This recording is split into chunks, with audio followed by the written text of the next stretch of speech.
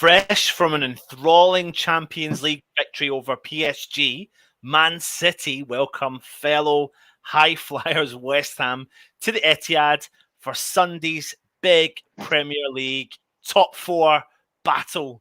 David Moyes' side also produced the goods, though, in the continental competition in midweek in the Europa League, finishing top of the league, seeing off Rapid Vienna with ease in the Europa League. It's a big four game.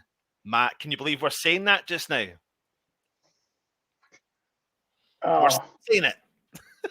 No, it still don't feel right, does it? Like, I mean, even today, Arsenal won, and it's like, yeah, Arsenal go fifth, level on points with West Ham. We've got a game to play. It's like, what? Yeah, what is going on? It's mad. Beyond expectations. Like, ridiculous. Great time. Great time. But, you know, big game tomorrow. It is a big game tomorrow because you hear a lot of fans, and we'll go into it in a minute, but you hear a lot of fans talking about, you know, you can hear this word saying a free hit. Like, so if West Ham lose, we still stay fourth. Is that the wrong way to look at this game? It depends on your interpretation of a free hit. Some people go, it's a free hit as in, oh, you know, if you lose, it doesn't really matter. Whereas you could go, it's a free hit, just chuck everything at it. Like, it's not like there's a free hit going, let's just be really defensive. If we get something as a bonus. Yeah. Or as you say, it's a free hit as in, let's go play like we did against Liverpool. And if we lose 4-3, it doesn't matter. But we've given it a go. Like, the pressure should be off. Like, it's not like we've lost 7 of the first 12 and we're sitting on like 10 points or something. Like, oh, now we've got to play Man City. It's like, we got 23 points. You know, as long as Chelsea beat Man United tomorrow, I think we stay fourth. So, a free hit in the sense that we can go out and attack and have no worries about, we've got to keep a goal out, we've got to keep a clean sheet, we've got to, like, there's no, it's not like Project Restart. Yeah. Just before lockdown, we played Liverpool, Man City, and we put 10 men behind the ball against Man City, lost 2-0, and we both sat here and was like, oh, why didn't we have a go? And then next week went to Anfield, we had a go. I think we lost 3-2. Yeah. And it was like, but at the time, Moyes was like going defensive, like, oh, we can't afford to ship the goal difference because it was so tight. Whereas now, it's like, no, just go do your thing. Whatever happens, happens. Go and do your thing. So before we move on, if you are new around here, please hit that subscribe button. We're on the road to 10,000 subscribers. Go ahead, hit that button, hit the bell notification. That does help our channel out. Hit the thumbs up if you enjoy the show. Hit the thumbs down if you don't enjoy the show. Leave a comment. Let us know some feedback also as well. So, Mr. Matt Flack, it is time that we discuss the opposition. Let's go and talk Man City, mate.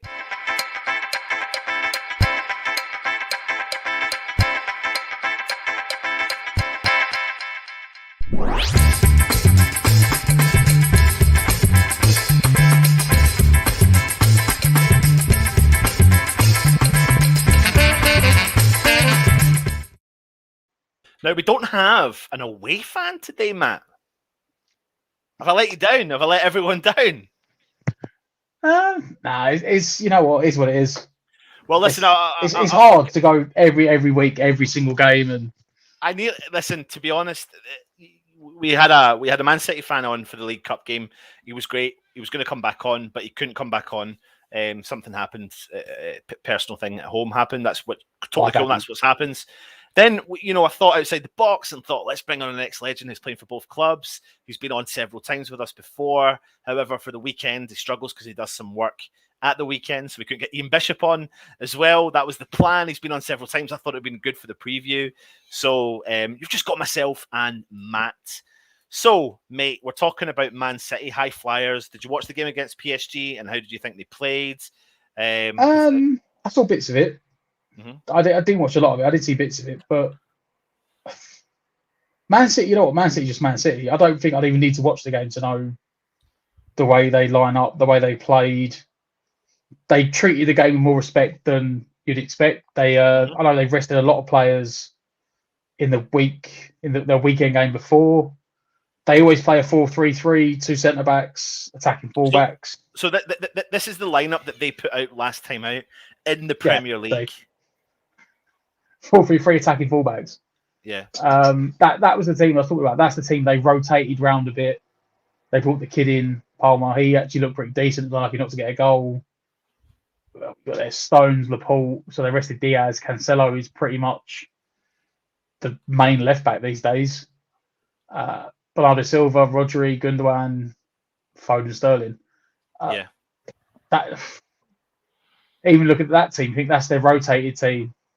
Compared to what they played in the Champions League. Yeah, and it's still just it's a really couple hundred million in the back. But then you can get at them, and you always can get at them. And you can, and we can bring in to the equation.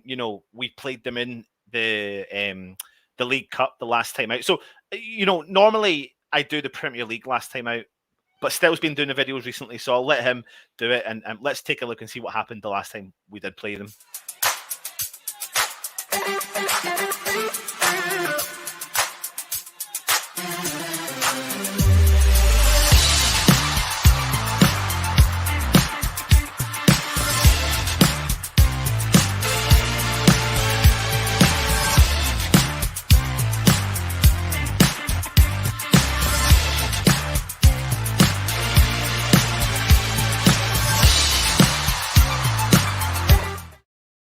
Now, I remember doing the preview with you, Matt, for this game, and you didn't even go to the game. No, I was. You know what? I was like, yeah, I had zero. I'm not gonna lie. Yeah, I had zero faith whatsoever. You did. Like even on the day when the team come out, I was like, oh, what is that? Yeah, you were questioning quite a lot of stuff. But the thing is, what we saw from West Ham, and yes, we didn't beat them in 90 minutes. We beat them on penalties. But we played a strong Man City side because the whole strength and depth that they own and have is a strong Man City side. Yeah, you always play a strong Man City side. But West Ham gave as good as we got in that game. And rightly so and deservedly so, came out of it on top from penalties. Now, I get it. People in the chat, and we'll come on to the chat in a second, may say that it's a cup game. It's a cup game, and that's, that's different. And it is. However, for momentum, for confidence, for the fact that, you get to really get an insight into some of the players that you potentially may be coming up in the Premier League moving forwards, it's going to do West Ham the world of good, is it not, against a strong squad that Man City have got? Well, you just said, last time was a cup game. I'll show you this one like a cup game. Like you said at the start, in defending interpretation, you could call it a free hit. Yeah. Because we've got nothing to lose. Like, if we go out there and we give it our all and we lose 3-2, you had to go. Yeah. But also, I suppose you could go back to that game. They've always found a way to frustrate Man City. Yeah. He went basic. It was almost like a 4-4-2 that game, and he had defenders tucked in. All the midfield four almost tucked back. Even the extra attacker made it like a 5 across midfield at times. Yeah. And we just gave them no space in the middle, forced them to go out wide and put crosses in, which we dealt with all day because that is their one downfall. They don't have a centre forward, at least not of height. Jesus isn't a big, imposing, brilliant centre forward. And you know what? Maybe changing personnel, but it wouldn't surprise me if we do the same thing tomorrow. Look to stifle and cut out the space, leave no space in behind, make them play ball crosses in, and then try and hit on the counter with the attackers we've got. Yeah. But what that game for me did, if I'm being honest with you, and we will come on a bit more into Man City in a second, it stopped the consistent battering we were receiving. What we did actually notice from the kind of pathway that West Ham were taking was that we were getting and shipping a lot of goals against Manchester City over the last several years.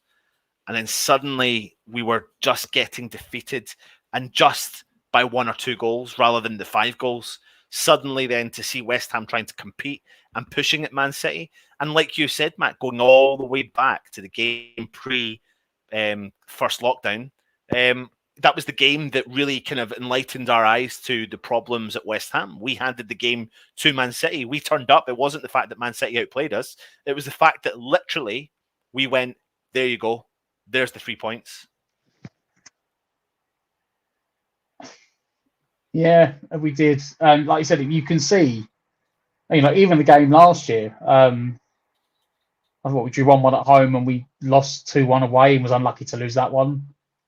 And then this time, say the League Cup game, we got say we got a draw. Obviously, won on penalties, but over the 90 minutes, we got a draw, and we stifled them pretty well. They didn't really have many clear-cut chances.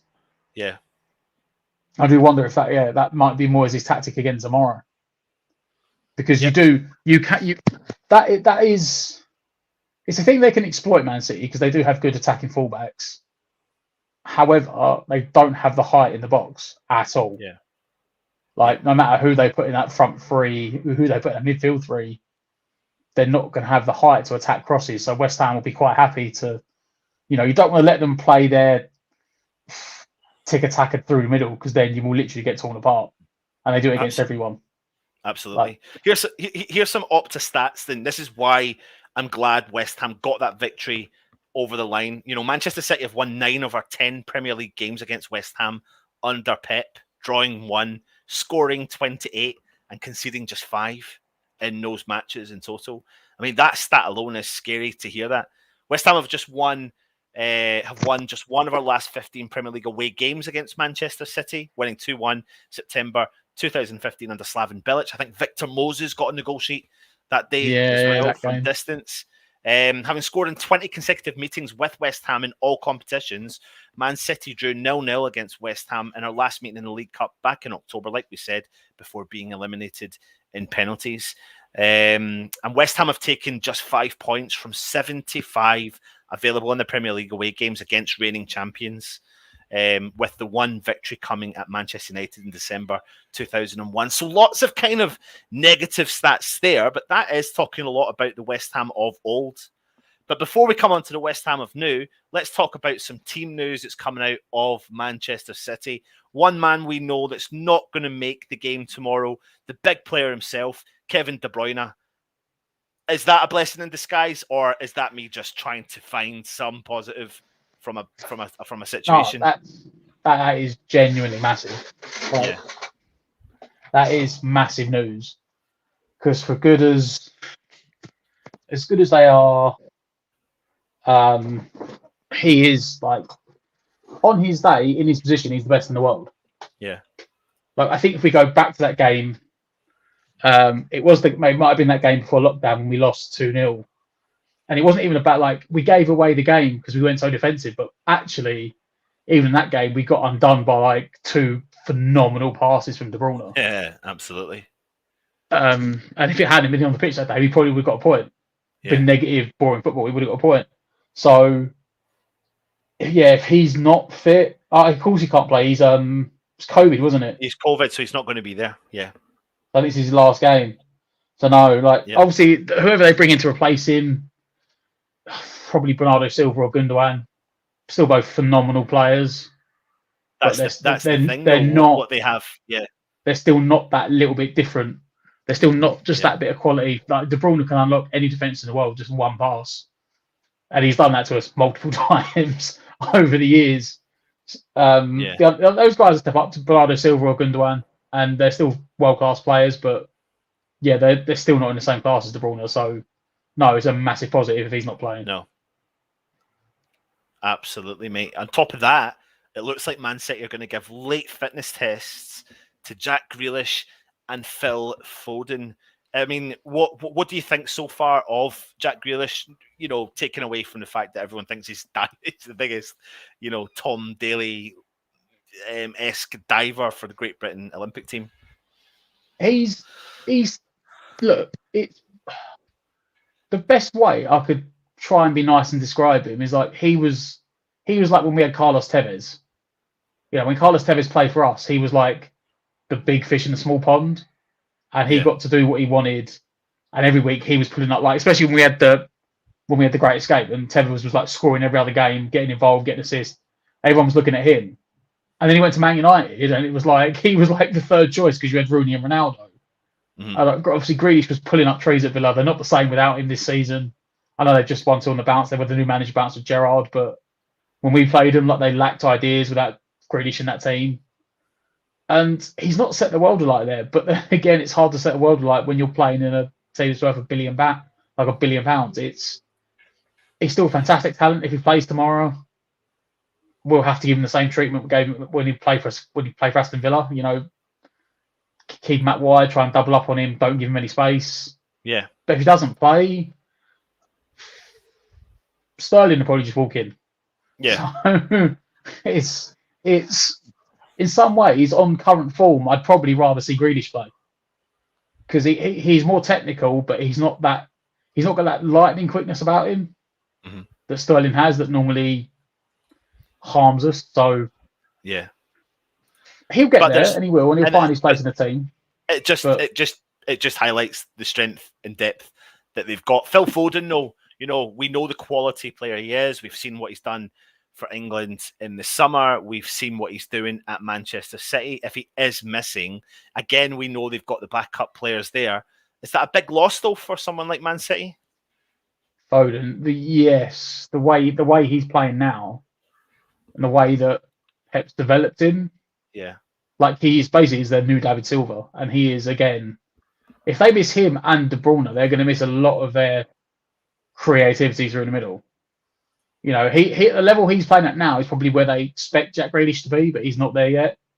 And again, he's only a young kid himself. He is going to be a phenomenal talent when he gets older, and he's already there now. You know, this season, goals and assists.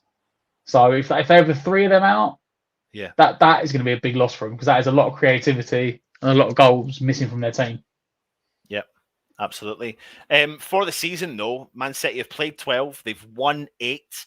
They've lost 2. They've scored 25 goals, but ready for this one, they've only conceded 6 goals this season.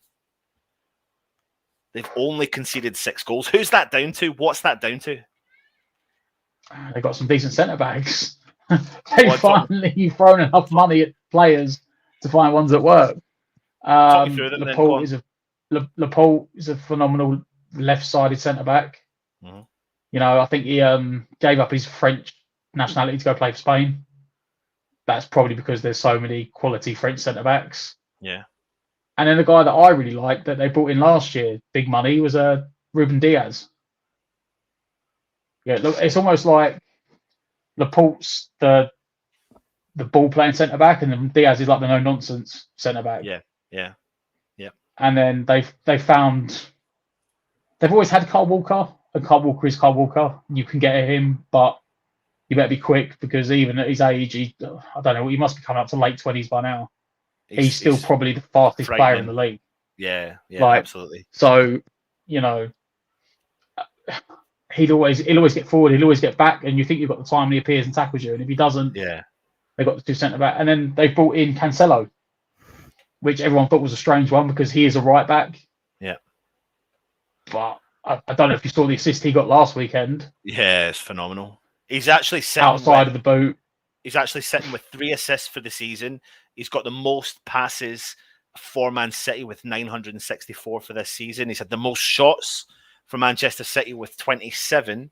He's actually also got the most tackles for them with 25. He's won the most aerial battles for Manchester City with 21. And he's won the most interceptions for Manchester City with 29. The player next to him is Bernardo Silva with only 7. So there you go. I've just read them off, round them off for you just like that. And so he's found himself a position playing left back this year because of stuff with the player we won't bother getting into because that's, you know, that's a whole different kettle of fish on its own. But they had a £50 million left back who they don't have anymore, and they had a gap to fill. And Cancelo stepped up brilliantly. So now you've got a well-rounded back four that they finally got. Long gone are the days of like Otamendi, and I can remember some of the awful. I'm trying to think they also had some of the awful centre backs they've had in the last 10 years. Yeah. They had company and they always had like someone poor with him. Yeah. Even at the moment, John Finally, Stones is coming to the John front again, Stones. so you're Yeah, not even just going to see it. guaranteed. Yeah, we're not even guaranteed which of the two's going to start, because I think the Yeah. last two games, the only guy, I think the league game and the Champions League game, the only centre back that started both was John Stones. One of them was with Laporte, one was with Diaz. And then they've got the pivot in front of them, be it Rodri or Fernandinho, so who basically drops in to make a third centre back. Yeah. You know, Before we carry on, if you're watching, I'm going to go through the comments just now. Get your comments and then let me know your thoughts on Man City. Let me know how you think they're playing and how West Ham could get at them for the game tomorrow. I'm going to go through the comments, but I want you to think about this, Matt. How can West Ham get at Man City tomorrow? Let me jump into the comments, though, while you're thinking about that. See who's in here, and we'll move on for the next part. Pepa Pegchenko, my fellow West Ham fan and my fellow Ukrainians, you need to know that Yarmolenko is dangerous in the penalty area. He is needed in Europe and is a super sub. Thank you very much, Stuart K, Jamie, Howard, Mikey, good to see you. Stephen, thank you for joining us. Howard Ailes, West Ham Irons, Kimball, hello, good to see you. F. Todd saying he reckons we can do it. Steve Tiley's in the house. Stephen, is it you who turned 63 on Monday? Because if it is, Mr. Everton fan who's watching West Ham channel, love it. Happy birthday, my man. There you go. Happy birthday. Bernie is in the house. Good evening, everyone, and let's hope we get something out of this game with City. We have nothing to lose at all, so let's take it to them. Completely agree with you, mate. James is saying, get in there, you Irons. Score doesn't matter as long as all the boys put in a big shift and give 110%, muscle up and give it to City. 100%. Only the Spurs fans press that dislike button. I wouldn't be surprised if it was a young man or an old man called Stelios pressing that dislike button, Mikey. Horst Wosler, got to get at them like we did against Liverpool. That and a little belief can give us a favourable result. 100%. Good to see you, Ian. Thank you for joining us. No, we didn't. I don't think he did do it last night. Vinny, I have a good feeling about this game. Pep Guardiola's class, though. He won't sulk if he loses. We have two legends on already with Matt and Anton. Thank you very much. Good to see you, mate. Sharky, evening, everyone. Thank you very much. Short case saying I'm going for a special cat in the garden before I place a bet tomorrow. Could have got Stell in disguise pretending to be a City fan. He wouldn't be pretending. He is. I was there when we last played them. Good man. I'm glad you got there. So many comments. I'm trying to jump through and see what we can see. Epic Hashtag, it's 50-50. We're just as good as them if Moyes doesn't make mistakes like playing players out of position. Thank you very much, Sharky. Kind words. Thank you. Little man's doing really well. The end of the game, even Pep will be saying West Ham are massive. Absolutely, mate. Frano, set piece is our chance. I'll come on to that in a minute. You have to unlock their game from the start. Absolutely. Where can I watch the game tomorrow? Just come on and join us on the Matchday Live. I'm not going to the game. I am under the thumb and I'm not allowed to go. I'm only joking. Now I've got a newborn. Obviously, can't go. I thought I was going to be able to go, but it wasn't going to work out. Where are we? Oh, God, there's so many. Grealish has probably hurt himself by diving. Absolutely. Horns Wosler, he's a cheat. They were scammed by Grealish. Grealish, unfortunately, could not help himself and dived in Asda when paying, and he hurt himself on the hard floor. I heard he fell over in Sainsbury's. Grealish worried about his hair from Paul Evans. Hornswosler saying get some corners and our height will bury their defence. Pepa Pegchenko, Grealish fell over at Bank Station. He didn't mind the gap and now is recovering in hospital. Vinay saying poor guy, he can't buy anything and ask his name. He says Cancelo. They guess it means he doesn't want it in Spanish. Pete Chapman, good to see you. Thanks for joining us, mate. Hope Bowen can score. Need to stop the near misses. Yep. Peter Grace, we need to be patient, counter-attack them and make it count. P. Gads, West Ham just need to keep it in reach until the 90th minute when Yarmo comes on to win it. Dawson's going to be a secret weapon. He'll score from a corner. We'll come on to that when we choose the West Ham team. Daniela, we can get by them by cutting out through ball from the back and stopping the outlet to the front line. Absolutely. Probably would have won the Wolves game too if Moyes hadn't played Zuma in the wrong position. Bernie, tie them up with 5 across the midfield and hit them on the fast as the break as they do start slowly. Time with City. Ludders is in the house, even all. Pete's case saying you can't believe he's broken a hairband. There you go. So Matt, how are we going to beat City tomorrow? How do teams get at City to get something off the game? So we're going to have to play, whether it's a 4 or a 5 midfield, you need to play with 2 banks, like 2 banks of 4. Don't be naming the team just now, but just tell me how a team gets. You have to have 2 solid lines, and sit deep, and you need to get your spaces right. You need to leave nothing in behind because their route 1 is balls over the top, so you need to leave the gap. There's no room. You need to watch the spaces between the midfield and defence because they'll look for those pockets to ping passes about and lay off wall passes. You've got to contain that, and then going forward, you've got to counter in 3s and 4s. Either make the opportunity count when they've overcommitted going forward. You know, we're going to need, our clearances have got to be better than they were against Wolves last week. Yeah, they have to be. Because 100%. Last week it didn't matter who was up, who was on the wings, who was up front. Like the clearances were going nowhere near it, man. Coming straight back. Yep. Like we're gonna need, and that's probably why certain players got rested in midweek. You know, we're gonna have to do that, and then lastly is going to be set pieces. Yeah. That's probably going to be our best attacking outlet. Yeah. Man City aren't bad at defending them. But we are supposedly the set piece kings. That's going to have to be, you know, the only thing I want to say is we need to make sure that we don't overcommit on corners. We need to get players in the box. We don't want to overcommit. It didn't happen in the cup game, but there's so many times over the last 5 years when we've had a corner and the ball's been in the back of our net like 15 seconds later.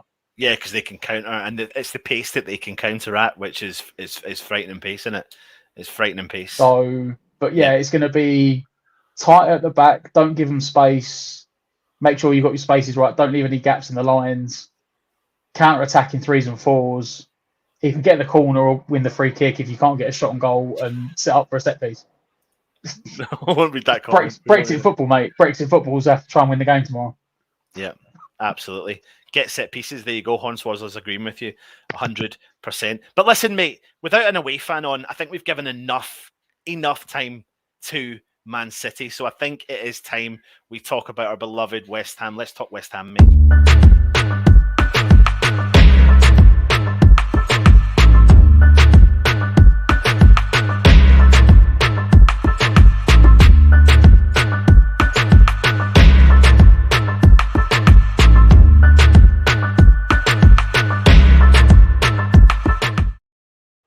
Now, coming off of a disappointing defeat to Wolves last time out in the Premier League, we bounced back with a midweek victory over Rapid Vienna to finish top of the Europa League group, go through to the last 16, automatic qualification. We squad rotated. It worked in our favour. Players that needed to play well had a good game. Players that needed to score goals scored a goal. And we then leave that, prepare ourselves back into the Premier League. I think we've got 11 games over the next 4 weeks. It's a busy schedule. But hey-ho, that's the part of the nature that we want to be part of, and that's what happens when you're there. So now we're on to our beloved West Ham. We're missing players like Augie. We've done David Moyes' press conference. He said... Let me see if I can bring some of these images up for you so you can actually see. Give me 2 seconds. Where are we? Right, so he goes on to Team News and he said, we've tried not to get ahead of ourselves, but we aren't going to sit there and be miserable. We've done really... Oh, no, that's wrong. Where's that part? Where's it? There it is here. We seem okay, but we'll assess things today, get through the training and see how everyone is. We think we're okay, though. So I don't think we're going to have many problems that we don't know about. Antonio didn't play in the weekend. Declan Rice didn't play at the weekend. And, of course, other players were there. What's your thoughts on the Team News? That's like Moyes trying to be coy about the team, but he's got nothing to... He's got no nothing up his sleeve, nothing to cover over, like nothing to deflect.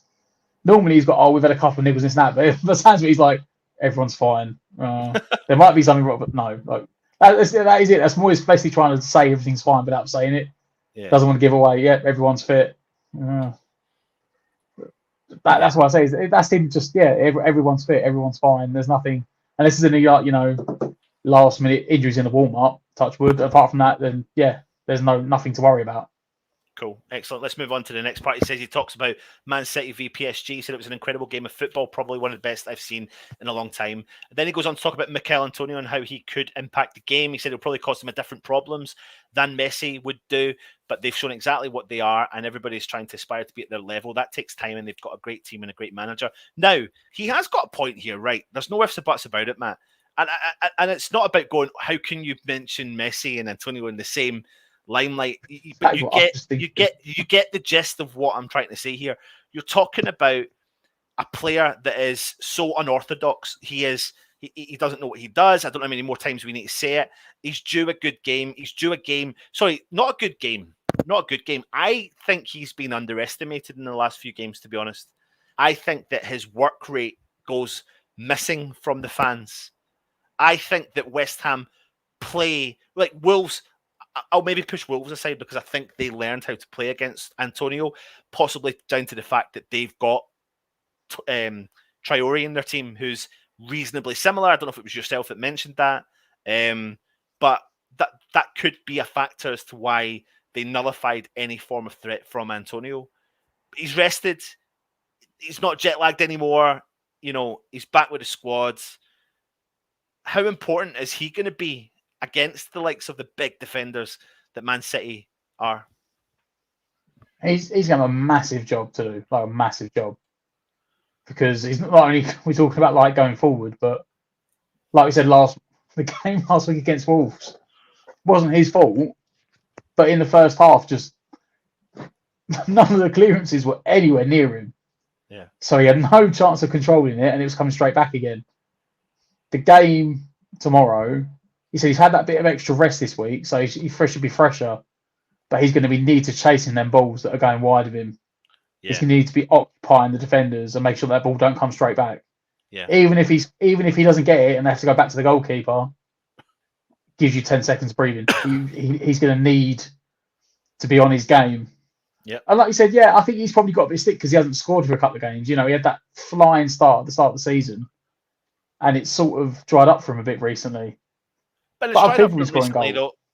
Yeah, you're right, mate. And if you do the comparison, West Ham have scored 23 goals. Man City have scored 25 goals. Antonio's got 6 of our goals and 3 assists.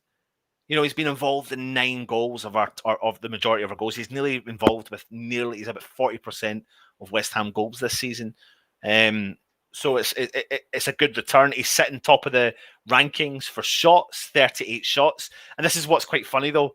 I done the rankings for Cancelo a minute ago, but we know where 38 of those shots go.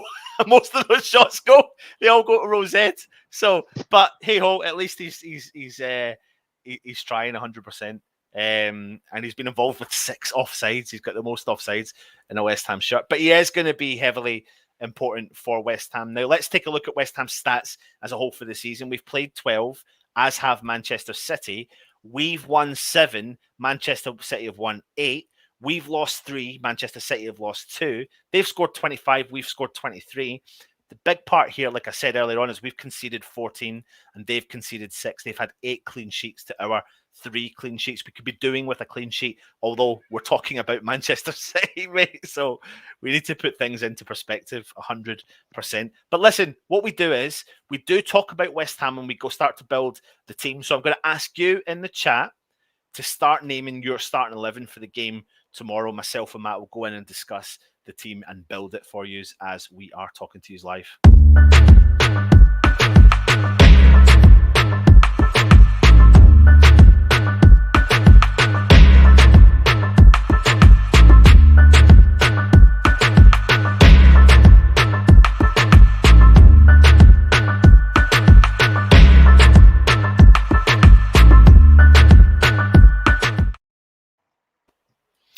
Okie dokie, Matt.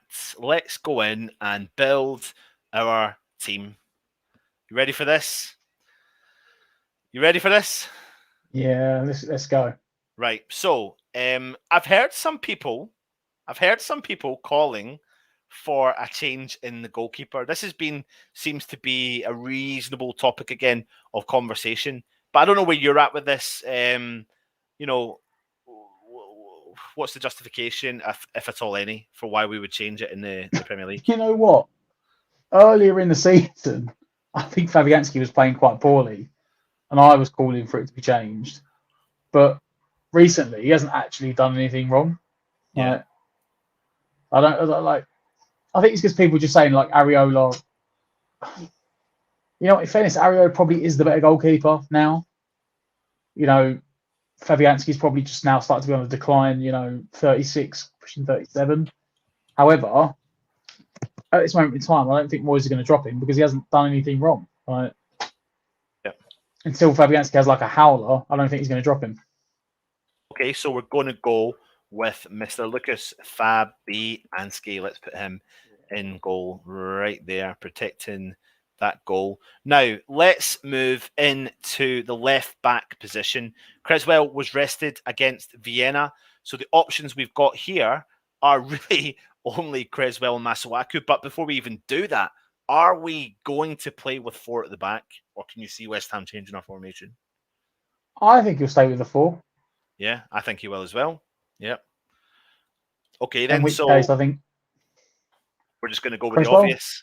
Creswell. Yeah. He's back. He's rested. And like you said, he actually managed to get a rest. So yeah, must be great for him. I think that's the first game of the season he hasn't played. Absolutely. Right, now let's get into the interesting one. We've got Ben Johnson, who I think went 8 games unbeaten by playing in the right back position with West Ham. I think they only conceded 1 goal or not many goals while he played for West Ham in that position against Wolves. Now, it's not just him. Not everyone performed well at all. Soufal played midweek, had a good game. Can you see a change being made here? I'm very conflicted because I would actually start Soufal. Really? Why? I just think he is the better right back. Yeah. However, I sound conflicted because at the same time, I don't think you can drop Johnson. I don't think Johnson's done enough yet to deserve to be dropped. Right. But okay. I think Johnson could be there. Let's not forget, Soufal's what, 26, 27? Yeah. Maybe 28. So he has had a long time playing right back. He knows his role. He knows how to do it well. I think he offers a bit more in terms of overlaps and attacking output. But the chat's I don't split. Think you can drop Johnson. The chat is split, though. I don't think you can drop Johnson. This is why I sound conflicted. Because I think, as a whole, Johnson is the better right back. Soufal is the better right back. Yeah. I think he is like a class above Johnson. However, you can't drop... Johnson's done nothing wrong. So how is that, Do you like think, I said, last week, no one had a good game. You can't go, we had a bad game last week. But do you think, do you think, because Moyes doesn't have the history of going kind of, if the whole team haven't played well, then suddenly he's going to make changes because he doesn't tend to do that. However, it is a big game and you don't want to lose 2 consecutive games in the Premier League. So would he want to go for more experience than the youth or the player that has been performing well? Like I said, the chat is split. You've got people saying Ben Johnson. You've got people, there you go, Johnson, Soufal. It's all over the shop. I'm trying to think from Moyes' head, which makes me think Ben Johnson will play. Yeah. I'm really split, but yeah. Let's go with that then. Are we going to commit to Johnson? Yeah. I mean... But then I say equally, though, it wouldn't surprise me if Soufal started. But yeah, we'll go Johnson. Hammer's dad is saying Soufal can deal with Grealish's sack. And Megan says, love how we're struggling to pick that players. You know what? That is the thing as well, though. Yeah. Is that may come into Moyes' head tomorrow. Yeah. Which makes Soufal start. So what do you think then? But, I mean, really, let's really think about it here. Shall we be... Soufal has done very well with the last couple of... Not just the last game, the last few games against Grealish. Yeah. Grealish had nothing out of him. So does Moyes go, you know what? So shall we try and be tactical with our choice here? Yeah. Yeah. So we're going to go with Soufal then? Yeah. Literally changing at the last minute. Yeah, it goes Soufal. There you go. Wow. It's a big bold move from Moisey. Right, first centre back player. To get the easy one out of the way first. Well, I don't have a picture of him, so I'm gonna do there now. I'll bring him in. Let's bring him in. There he is, Kurt Zuma. Just you can sit in there nicely. Big Mr. Happy. Yeah, Mr. Happy, Kurt Happy Zuma. Right, so we know that Ogbonna is injured and out for the season, which leaves us with a few options. Player played last week was Craig Dawson, and then in midweek, these two played for the game. So I'm going to ask the chat, who do you want to play beside Zuma? Diop or Dawson? Matt? You know what? For again, going tactical, I would say Diop. I'll give you two reasons. Yeah, I want them. One, I think is a lot more. The thing is, right, you could quite easily just say not Diop because he made that really rash challenge in Europe when he dived in and he got nowhere near the guy and the guy went round him. Yeah. But he's more mobile than Dawson. And Man City are a quicker team. And it's going to be a lot of stuff on the floor and a lot of zippy passing. So that's what am I thinking? The only reason I'm really thinking him is because when Diop and Zuma have lined up together, Zuma plays on the left. Yeah. When they've lined up together, Diop's played on the left and has actually played in Ogbonna's position when they've linked up, even when they've done it at the start of the season in Europe. When it's Diop and Zuma, Diop played on the left. Yeah. Against Wolves, to accommodate Dawson, Zuma played on the left. And he didn't look like he enjoyed playing on that side. It didn't look like it was comfortable for him. Like getting enough game time there to get used to playing that side. Yeah. Now, they may have worked on it all week in training. In which case, Dawson might come back in. See, this is where I'm at, right? I think, was it yourself when we were doing the preview last week and we were saying Dawson won't play 2 games? Now, I do believe that Diop will step in to the role alongside Zuma eventually. I really do. I genuinely believe that. But I don't think this is the game for it. I really don't. I think there's more games coming up. We've got plenty of games to do it. Now, that's nothing to do with the fact that I have the no faith in him.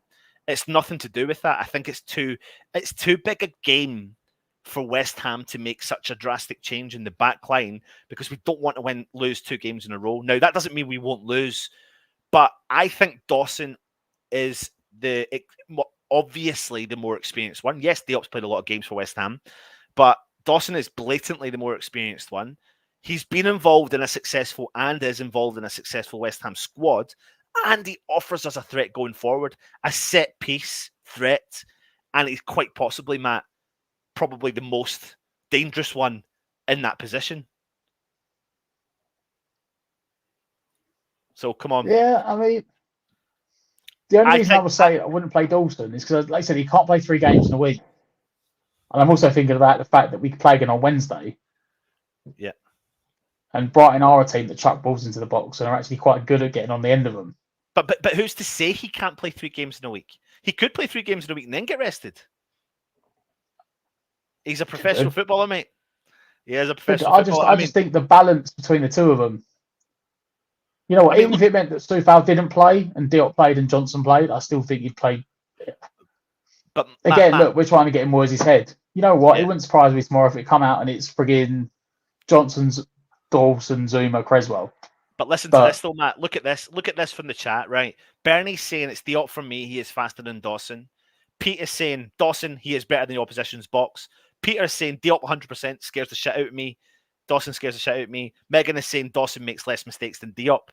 Even West Ham fans don't have a clue what we're going to do. No. And it's ridiculous. And Megan, you made the point earlier on. It's good that we're actually in this situation. So many comments coming in here. You prefer that comment, the last comment you went back to, that is another thing that's what I was talking about, is that Diop and Zuma are both passes to the ball. Whereas in the game last week, like especially in the first half, Dawson was just like, he was just looking up and he wasn't even playing it into Antonio. It was just hoofing it long, hoping that something would happen. And you can't do that against Man City because you won't get the ball back. Like, and don't get me wrong, like you could do it against Wolves and eventually you've got the ball, and you do it against Brighton next week, and yeah, you'll get the ball back. You do it against Man City, you might not see the ball for 10 minutes. You might literally be chasing shadows for 10 minutes. You can't afford to be doing that against a team that keeps the ball and makes you work as hard as they do. That being said, you know what? I still think you'll play Dawson. Yeah. Personally. Yeah, I do as well, mate. I really do. And I agree with Lee Vasal's comment. What we are massive, and whoever Moyes puts in the squad is going to give their all. We can get at these lot clubs fear us, and they absolutely bloody do 100%. So yeah, mate, I think I'm going to say that he's going to stick with Dawson in there, because I can't see him making two big changes in that squad. So let's bring out Zuma there. Okay. Are we going to beat about the bush in the central midfield? I mean, do we really see any drastic changes being made there, or do we fully expect potato rice and salad to go into the middle of the park? I mean, a lot of chat about Alex Kroll. I don't want to do it in this particular show, but people were saying that it was a perfect game for him to start. He didn't start. Is that a sign of what Moyes actually thinks of him? There's 11 games coming up. You would expect Kroll to get quite a bit of game time over the next game. Yeah, what? He's going to get game time. He'll get game time. Yeah. I think Thursday was a case of, like we said, Moyes wanted the result done and sorted. Yeah. Because now that game in like 3 weeks, it's 3 weeks time, 2 weeks time. Yeah. Like a week on Thursday, doesn't matter. He can pick whatever team he wants. Like, it doesn't matter if he put out the under-19s. The result is irrelevant in the, you know. I don't think, you know what? No, I don't think Kroll starts tomorrow. I was going to say, would Moyes trying to be clever and go like all three of them? Well, that was something I was going to put in there, because that's something he's done before, but that's making a big tactical decision. I mean, that's kind of taken away from our creativity. We're capable of scoring goals, Matt. Yeah, that's we are. That's what I was going to say. That's the only problem. Yeah, I would more likely think that he may start Kroll instead of Souček Wednesday. Yeah, could be an option if he wants to get rotation in. But how many times have we seen the fact and said that about Souček, and it doesn't happen? Well, he only had to play. He only played about 50 minutes, didn't he? Yeah. 60 minutes. Yeah. Obviously, Rice was partly rested, so. Shall we go straight to the top of the line, the person to lead the line? I mean, Antonio's back from international duty. There is another player, though, who's been spoken a lot, and I mean a lot, in the press conference from Mr. David Moyes. Now, listen, I am not saying, before anyone says he's going to start, I am not saying he's going to start, but he does go on and talk about him a lot. Let me see if I've got the thing here. He says, Moyes on Sonny Perkins, you know how much of a thrill it is for the boy, and it means so much to them. I've given quite a few boys their debuts, and possibly if we'd conceded that own goal at Genk and won that game, I might have started Sonny last night. The under 23s have done so well, and I want to reward the young players. Now, he did play last night for the under 23s, Matt. However, what I will say to you is that he is from the 15, 20 minutes that we saw, I'm immediately was impressed by him. What do you think? Well, I think I said immediately, why has he not been on the bench more this season? Yeah. you lifted all them stats earlier. Thank you very much, Mikey. Good man. Cheers, mate. We are the #1 team in the league for putting crosses in the box. Yeah. You've got a 6'2" kid on the bench who's banging in goals left, right, and centre, and you only got him on the bench. Yeah. Imagine he come off for the last 10 minutes against Wolves. No offence, but could have left Yarmolenko on the bench and put him on up front with Antonio, gone 4-4-2, and just chuck crosses in. Yeah. I don't. Will he start? No, but I really do hope he's on the bench tomorrow, because he will definitely give us an option. Yeah, 100%, mate. Yeah, I think it would be, but he's not going to start, of course. Let's not. No, but I hope he's on the bench. I really do. Yeah. I know he played last night for the 23s, but still, I mean, he can't be on the bench tomorrow. No, 100% not. Right, so we've got Antonio leading the line. That leaves us with, we've got 4, 5, 6, 7, 8. We've got 3 more players to choose. Now, let's talk about the left-hand side. I seen some of the comments earlier on about saying that this man himself is going to be extremely key to West Ham tomorrow, and I do agree with that comment. I really do think Pablo Fornals will be massive for West Ham tomorrow, because I think it wasn't his best game in the shirt, but I don't think anyone really had their best game in the shirt against Wolves. His mindset was somewhere else as well. He just became a new father to his little boy called Martin Fornals. So congratulations to you, Pablo. We share something in common, but I think he's going to be bouncing back, and it's a big game for him. It's a no-brainer. He goes into that position, doesn't it? Yeah, it not just what he does going forward, but what he does going backwards defensively. Against whenever we play the big teams, like he offers so much. He's actually really solid as well. Normally on the wing, surprisingly, because he wasn't a winger, especially not a left winger. But no, he's going to have a massive job to play, massive part to play. Yeah, I think he'll definitely start. I think he's starting. Yeah, 100%. And I think everyone loves him as much as we do as well. So let's put Pablo right back in there. Right, on the right-hand side, we know ifs or buts about it. We've had players that have performed reasonably well. I think Vlasic is coming into a little bit of form from the time we saw against Rapid Vienna, but he's not going to start and not going to kick out any of these players, is he? Jared Bowen starting on the right side? No, that is, you know what, for all the players we do, positions we do look at, and we go, oh, is this player going to play, this player going to play? You know, we probably spent 10 minutes talking about the right back and the centre backs. But there's certain positions that will always play. Zuma will always play. Rice and Suchek will always play. Yeah. Bowen will always play. Yeah. Yep. 100%. I agree with you, mate.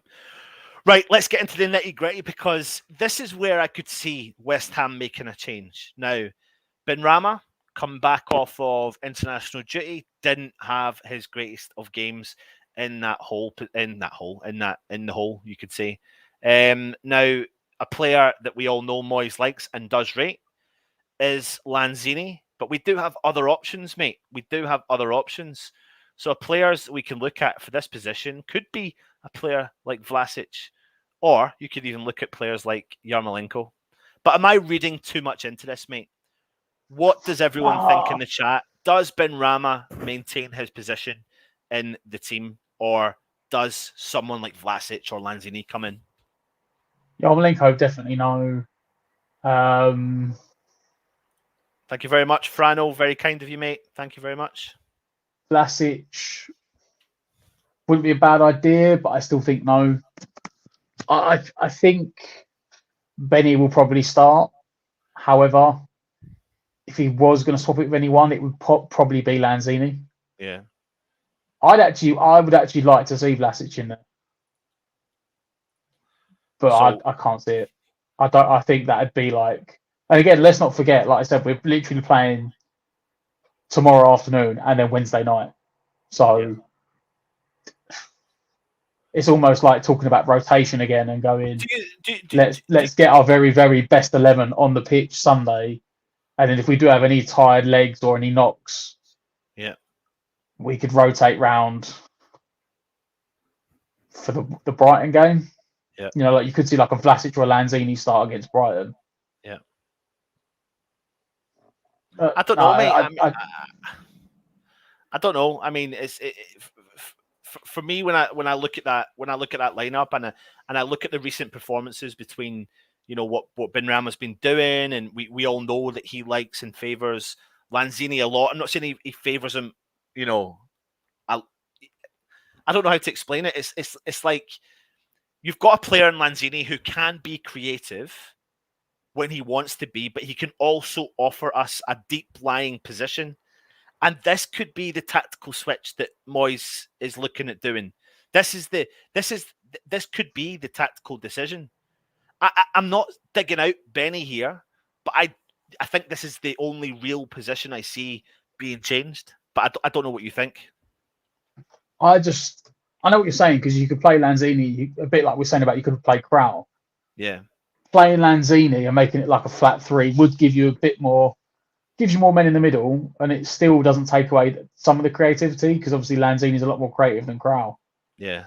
However, I do then worry that if you don't have more of a mobile attacking player in that middle, that Antonio's going to have one of them games where he's like 45 yards away from any of the nearest players. And you may need a more mobile guy in the middle just to get up, not just to sit back with the midfield, but also to get up alongside Antonio on the counters. And Lanzini ain't got the legs to do that. Yeah, absolutely. Loads of comments here. Why I think that's why I was saying maybe Vlasic. I'd like Vlasic being there, but we're going in Moyes' head. Yeah, I don't think you'll penalise Benrahma for a bad game when everyone had a bad game. Yeah, absolutely, mate. One voice, Man City, thank you for joining us. Wish we could pick our team like you guys, but no idea what's Pep doing. Scott Venn, Benrahma all day long. Dazio Deer, Bowen is blooming. It's a bit sceptical, but he's pushing on. Just needs some more goals. Vlasic will get a start on Wednesday, I think. Sharky saying Benrahma. That many players would help. Super Benny for me, WHU. Benny, it would help. Yeah, I'm going to take them out. Don't worry. Dazio Deer saying I'd stick with Benny, but I'm happy to see Vlasic settling. We'll stick with Benny. Seraph is saying Happy Hammer, Benny boy from me. West Ham voice, Stelios Hammer. Oh, Stel's got his own channel. Diop starts tomorrow because of his excellent performances during the week. I don't see it, but if it happens, it happens. You never know. Stick with Benny. He's great. Peter, quadruple X Lanzini for Benrahma. Megan is saying with 10 games in 31 days, we have time for Vlasic or Lanzini to make a show. But in all honesty, it would be silly not to put Benrahma in. Pippa Pegchenko, I'd play Yarmo up front with Antonio. Stuart K, Benny has to start. There's so many comments. Vinay, Vlasic against Brighton could be a good idea. He'd do well in that type of game. But I think we underestimate. I don't know if you're saying, are you underestimating Brighton? Because Brighton are a good team and a physical team. And the thing about Brighton and Vlasic is I don't think Vlasic would work well against a physical team like Brighton, to be brutally honest with you. I think I wouldn't even be bloody surprised.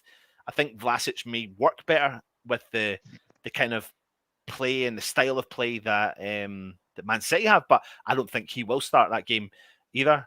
Vinay saying I won't be unhappy to see Lanzini start. I like Lanzini, Anton, but better as a sub. Let's not forget how good Benrahma was against Liverpool. One bad game shouldn't force us into panic mode. No, I'm not saying that either, to be honest. It really hasn't. But I don't think Benny's been at the races as of late. Not just the Wolves game. I think he's not been at the races in the Premier League as such. But like you said, Scott, I don't think it's one bad game, and it's definitely not going to force West Ham into panic. Trying to just think a little bit outside the box and think, what would Moyes be bold or whatever, to make these changes? Who knows? Who knows? And let's be honest, they were all terrible. Absolutely. We've said that already. Lanzini has been good. Benny hit and miss. WHU is saying, Matt, you're all talking to each other. Paul Evans is saying Benny. So let's get the team back up and running, Matt, and say, who are we choosing? What's Moyes going to choose? Benny? Just for his ball carrying, yeah. Right, there you go.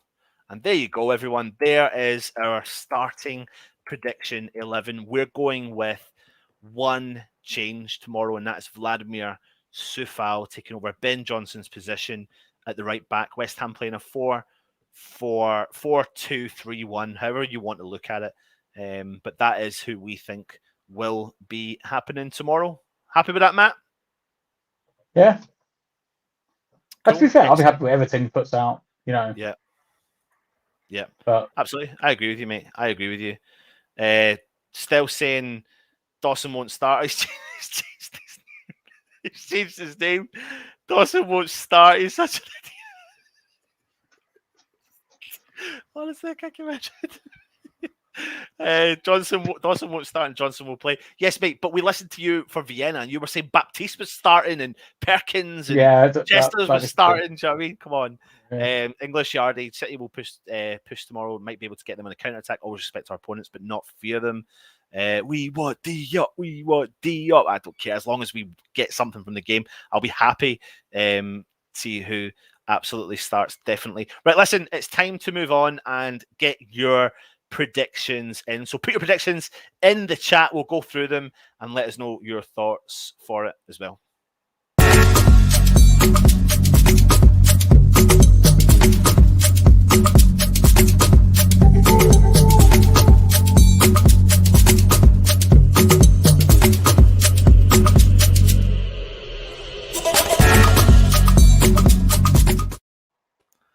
So guys, gone off in one in the chat.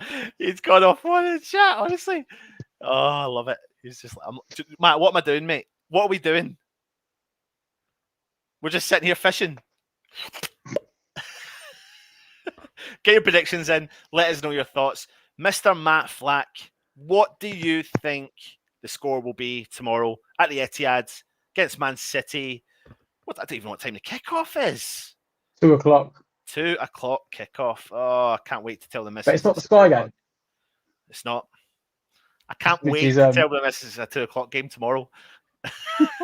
Smack bang in the middle of the day. There you go. There's another Sunday horrible. ruined for you. But it's West Ham. Right, go on then. Desmond. Wow, he's gone for a Desmond. Yeah. Right, I'm going to be fucking bold and I'm going to go 2-1 West Ham victory. Again, not coming from a place of cockiness, but coming from a place of progression and Moyes getting the guys into gear, making the right changes at the right time. And yeah, I think there'll be goals. I think we'll concede. I think they'll concede. I think we'll score. And I do think Antonio will cause some problems. I really do think Antonio will cause some problems. I think key men will be the likes of the three behind him, Fornals, Benny, and Bowen, because we need to be able to break their defence down. They've only conceded 6 goals all season, and that is going to be the key, is how we break down their defence. It's not just going to be all on Antonio's head. It's going to be all on that front four as well. So let's jump into the chat and see what everyone's predictions are. Does your dear saying I'm betting on a draw? Howard Ailes is saying 1-0. Oh, that's a 1-0 away, obviously. Stuart Case saying 2-1 West Ham. Vinay saying 2-0 to West Ham, 4-0's double. Mandy G, 3-0 City wins side. Mandy, come on. Where's the positivity, Mandy? What's going on? Mandy. What's going on? Peter Scarce is saying 2-1 West Ham. Does your dear saying 0-0 or 1-1? Brighton was 0-0 with Leeds. Yes, it was. Pippa Pig Chenko 2-0 to West Ham. Yarmo to score 2. Sharky 2-1 West Ham. Why not? Let's think positively. Yes, absolutely. Gisalo 3-1 to the Mighty Hammers. Irons, come on, you Irons. What are we, Lee, mate? What are we? Please let me know in the chat. Kimball 1-0. Antonio to score 100-1. What? Really? Is that real bet? If that is a real bet, that is a Matt's on. Look, Matt, look at Matt. He's gone. I'm having a look. No, I just want to look. A tenner on that bad boy. I'm having a look, mate. He's having a look at that bad boy. Bernie, if we're lucky, a 1-0 that can't be right. That's also like ridiculous. That can't be right, Kimball. That can't be right. That's huge odds if that is true.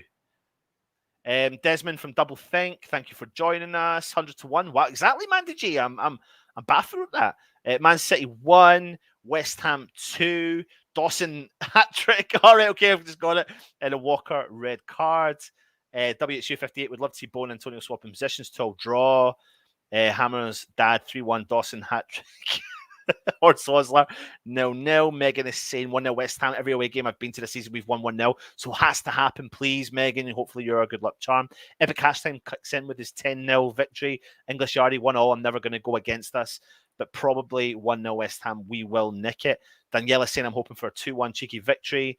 Kimbo is saying 1-0 Antonio to score first 100-1. Is that true? Please let me know, Matt. Be happy with 1-0. Good result for us. Stuart K is the spiritual cat appears in the garden. I'll place 50 on a West Ham win. Vegeta is saying 2 each. Desmond, Mick saying 0-0. Oh, what's this here? West Ham telephone number, Man City 0. Megan, if we lose, I know who jinxed it. Desmond, if Dawson doesn't play, defeat if he does. Paul Evans 1-0. I always fear City. Laugh out loud. Zuma and Diop in the middle of defence for me. Diop was a little bit more athletic than Dawson. 1-0 draw. Mandy G is massive. We are massive, bro. Overland and Sea. Kimbo says Antonio to score first. Frano saying 2-3 for you know who. Yes, we do, mate. Frano saying they can score and we can as well. South Side Hammer saying desire a win. Loss more predictable. So a draw would be great. Matt, is the thing in? Is the odds in? I can't see it. The most I can do making it is like 50-1. Still decent. Draw 1-1. Antonio to score. Yeah, 50-1. It's decent. I saw 100-1 on Bowen to score and West Ham to win V0. 3-0. V0. So like West Ham 1-0, Bowen to score. All right. Was Well, like 100-1. Who was it put that in? Was it Kimball? Kimball, let us know where you saw that so people can. Sky Bet Oh, Scorecast. Sky Bet Scorecast. It could be one of their specials. There you could go. be another odds boost or whatever. Yeah, absolutely. James Bong, 1-0 West Ham. Right. Before we go, let's talk about the player we fear the most.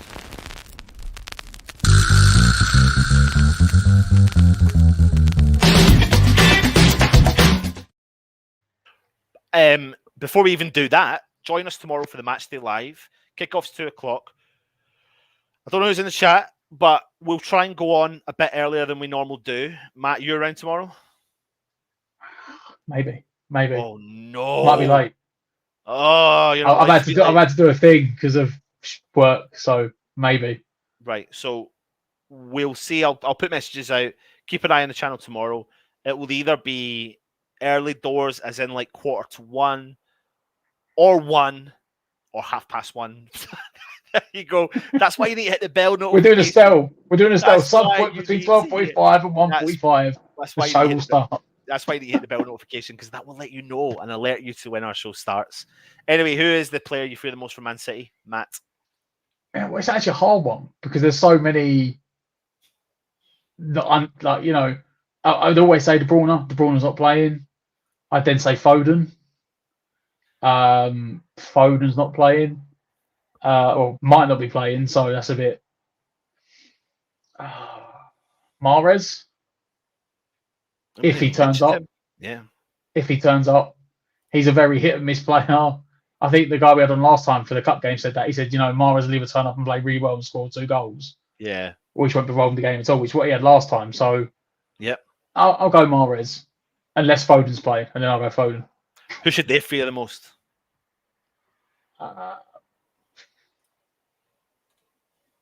You know what? I'm going to say Creswell for his deliveries because I think that's going to have a big impact on the game. That's interesting and new. And I like it. I'm going to throw something out there, mate. You know. Yep. Before I close off the show, go and check out our sponsors in this cheeky video just now.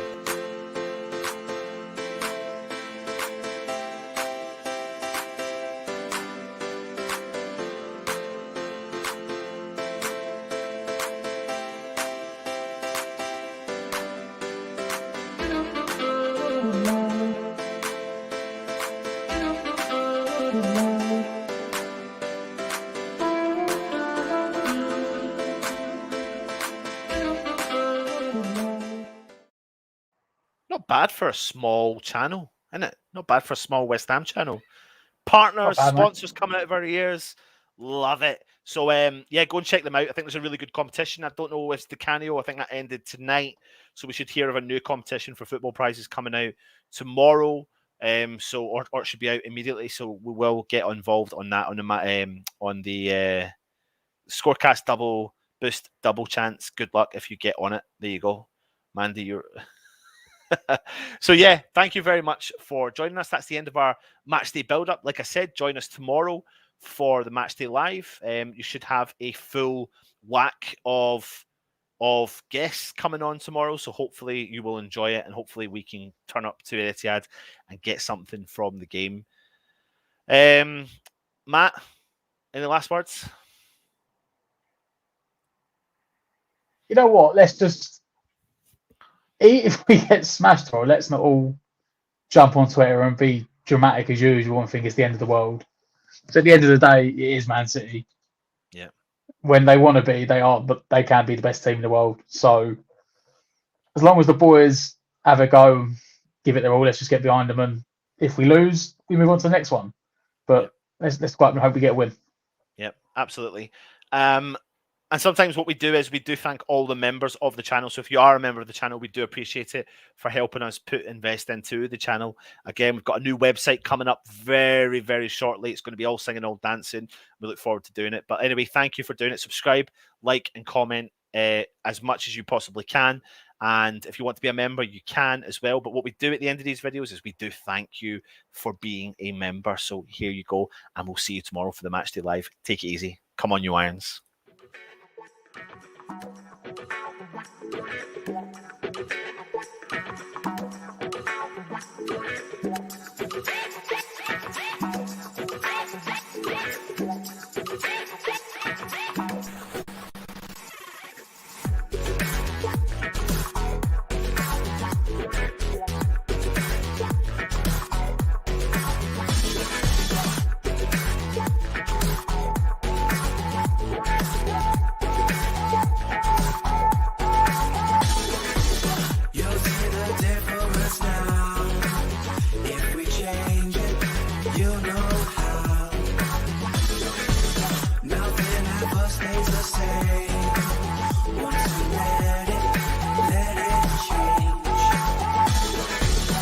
It's like a family tree.